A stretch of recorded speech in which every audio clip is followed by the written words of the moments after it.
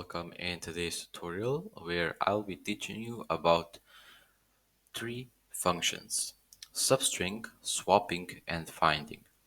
So first of all, we start with the substring function. What does the substring function do? For example, you see in the parameters we passed two arguments, two numbers as arguments. The first one is 8 and the second one is 5.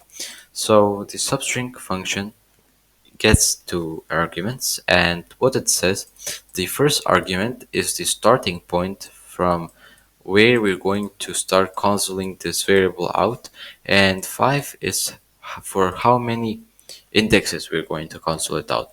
For example, it starts from here and five indexes, so 0, 1, 2, 3, 4, 5. So this is what it will console out. So when we run this, MA, so it consoles MA like said. So the substring function is not that complicated. It's very simple to use and it's helpful when building real-time applications. So here we are using the swap function. What does the swap function do? As you see, we have two variables or objects. So when we print these out, we will print apple and banana because 1 is equal to apple and 2 is equal to the banana. So when we use the swap function, we are telling, okay, we're going to swap 1 with 2, but if we swap 1 with 2, that means they both are going to switch places.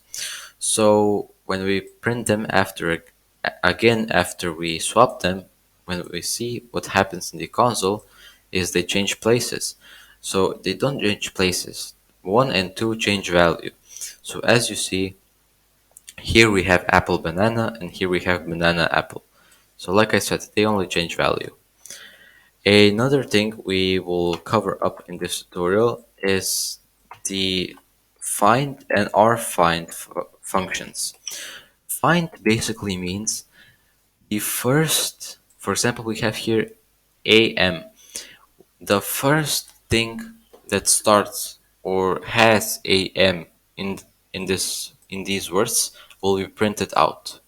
For example, when we tell this function to search for AM, okay, oh, here AM, I found it, I will print it out to the user.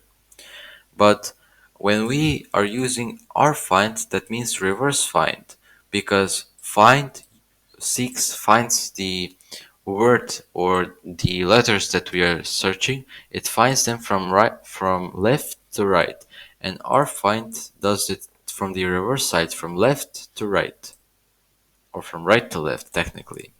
So yeah, so when we run this code, we see it's on lines index 7. So 0, 1, 2, 3, 4, 5, 6, 7. Here, AM starts from 7. It starts from 7 from here as well. So perfect.